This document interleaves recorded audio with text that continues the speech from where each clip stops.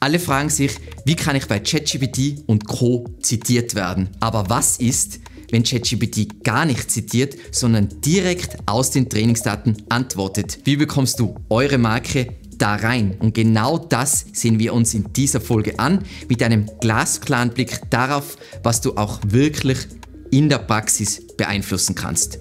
Viel Spaß! Diese Folge ist nicht für alle. Die meisten Unternehmen sollten sich darauf konzentrieren, bei ChatGPT, AI-Overviews und so weiter zitiert zu werden. Und dazu brauchen sie ein solides SEO-Fundament plus ein paar Content-Tweaks. Darüber haben wir schon in früheren Folgen gesprochen.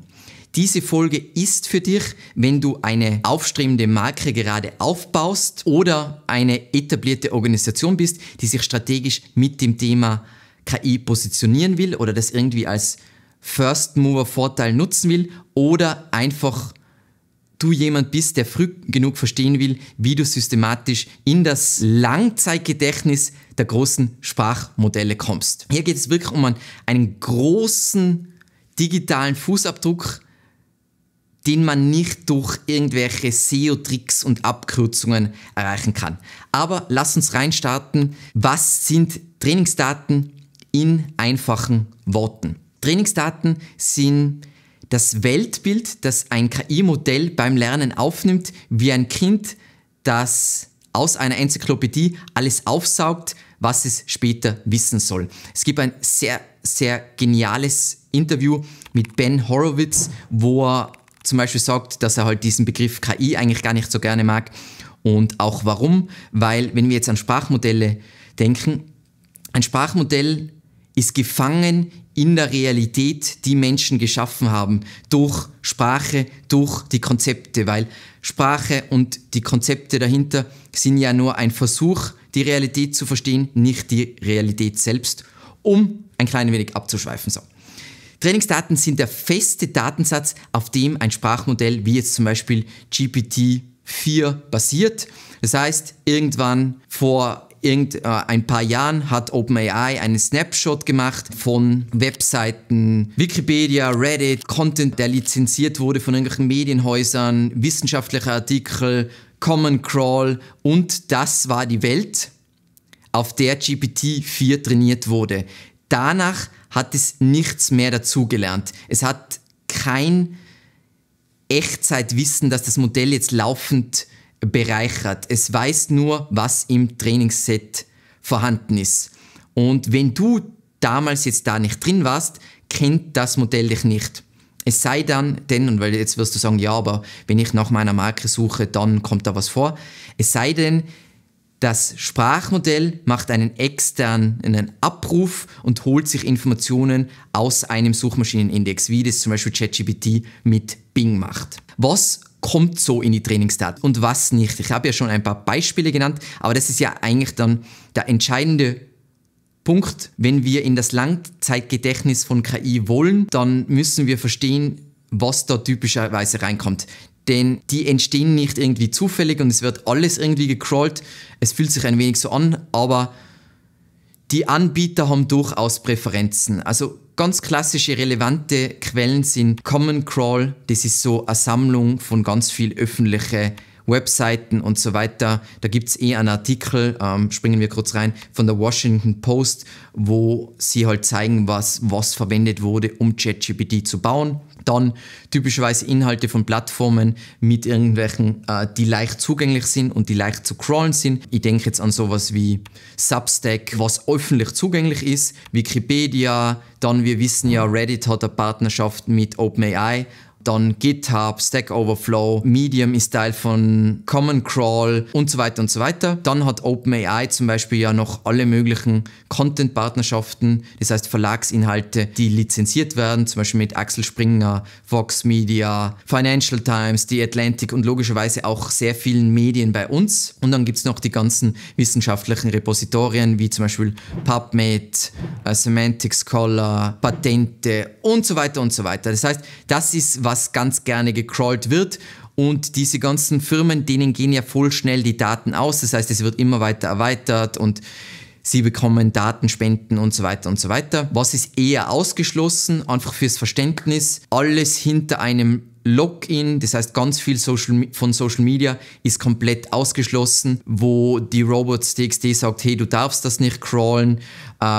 Ich glaube auch PDFs werden nur sehr beschränkt gecrawlt und so weiter und so weiter. Nur mal grundsätzlich fürs Verständnis, was hier gern als Trainingsdaten verwendet wird. Jetzt natürlich die Frage, wenn man dieses Langzeitgedächtnis beeinflussen will und zum Beispiel auch, wenn mal nichts zitiert wird, dass die Marke dann trotzdem vorkommt oder die Ideen dieser Marke trotzdem vorkommen, wie kannst du jetzt eure Marke systematisch in Trainingsdaten bringen? Und ganz, ganz wichtig dabei ist mir, das ist jetzt nichts wie ein SEO-Trick oder super einfach, sondern es ist mega long-term, ohne Erfolgsgarantie. Logischerweise einmal die eigene Webseite, die Wahrscheinlichkeit, dass die gecrawlt wird, wenn man, sagen wir mal, zumindest ein mittelgroßes oder größeres Unternehmen ist wahrscheinlich relativ hoch. Das heißt, Owned Media wird mit einfließen. Ich muss dafür sorgen, dass meine Webseite öffentlich zugänglich ist, dass ich auf meiner Webseite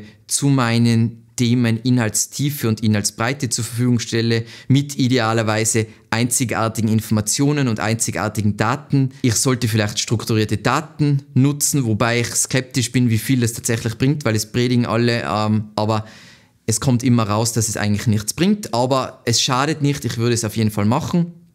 Aber, jetzt kommt das große Aber, allein damit wirst du es mit Sicherheit nicht schaffen, wenn du keine absolute Top-Domain bist mit voll viel Autorität oder ein starker Publisher und so weiter. Wir wissen ja auch aus dieser Studie, die ich dir schon mal gezeigt habe, diese Studie geht jetzt mehr darum, was zitiert wird, und in dieser Folge geht es ja eher darum, dass wir in die Trainingsdaten kommen, aber wir sehen zum Beispiel, dass tendenziell es sehr viel um Earned Media und externe Bestätigung geht. Das heißt, wie du schon denken kannst, es geht nicht nur um deine Webseite, sondern es geht vor allem darum, wie deine Marke im ganzen Web, wie groß der digitale Fußabdruck ist und wo deine Marke in welchem Kontext aufscheint. Das heißt, Präsenz auf Plattformen mit hohem Trainingsdatenwert, und damit meine ich primär sowas wie Aggregatoren, irgendwelchen Communities, ist von zentraler Wichtigkeit. Das offensichtlichste, trivialste, ich schäme mich fast, dass ich es sagen muss, ist natürlich Wikipedia. Wir wissen, dass das für eigentlich alle Modelle genutzt wird. Dann, was hilfreich sein kann, weil es im Common Crawl landet, ist Medium oder Substack.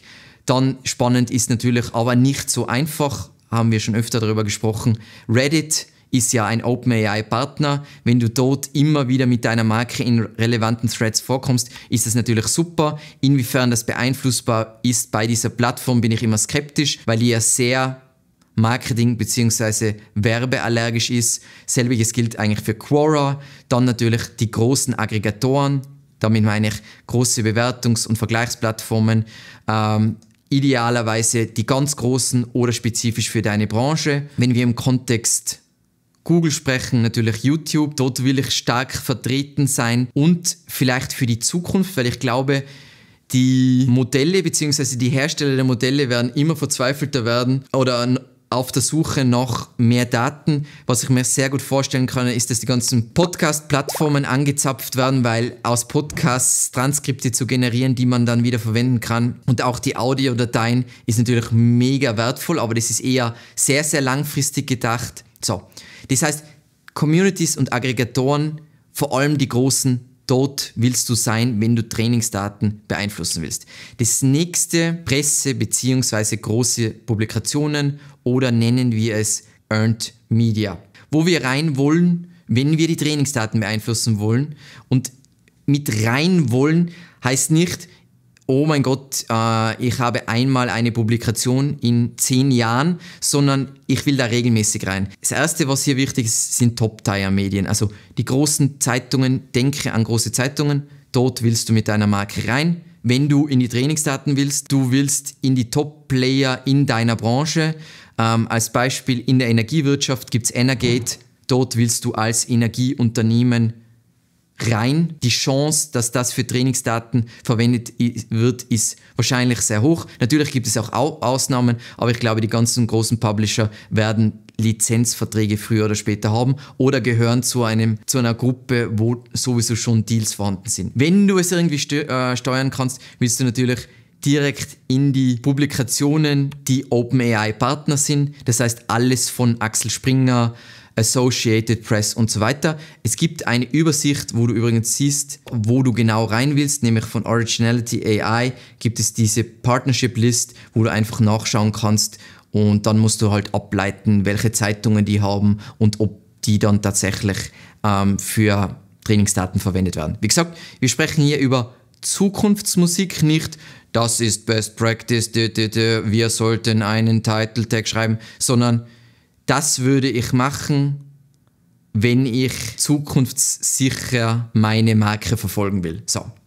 Dann natürlich klassische Fachpublikationen, das heißt in deine ganzen großen Branchenzeitschriften willst du regelmäßig rein, weil auch die sind öffentlich zugänglich, werden sicher Teil von Common Crawl, wenn es die großen Fachpublikationen sind. Wie kommst du da rein? Das ist dann die andere Frage. Ist ziemlich trivial. Das Lustige ist, den meisten Leuten ist es zu anstrengend. Das ist auch das, wieso das ein toller Wettbewerbsvorteil ist, weil die meisten Leute nicht die Zeit reinstecken wollen. Weil wenn man die Zeit reinsteckt, ist es ziemlich trivial. Du willst PR machen mit echter Substanz. Mit echter Substanz heißt in diesem Fall eigene Daten, eigene Studien, eigene Meinungen, bekannte Experten, die bei dir arbeiten, die da in Expertenkommentare vorkommen und einfach Erwähnungen in journalistischen Beiträgen, sei es Interviews etc. etc. Das ist genau das, was wir für viele von unseren Kunden machen. Es ist unglaublich viel Arbeit, aber es bringt auch unglaublich viel und es ist an sich kein Hexenwerk. Das gibt es schon sehr lang. Man muss es nur machen und man muss es nur digital affin machen. Dann gibt es noch einen zusätzlichen Weg, der auch ganz interessant ist, aber ich glaube nur für wenige in Frage kommt, sind nämlich diese Datenpartnerschaften. OpenAI hat ja diese Data Partnerships, wo du gewissermaßen Daten vorschlagen kannst, beziehungsweise Daten spenden kannst. Ich glaube, das ist aber eher besonders interessant, wenn du jetzt wirklich Inhalte mit großem gesellschaftlichen Wert hast.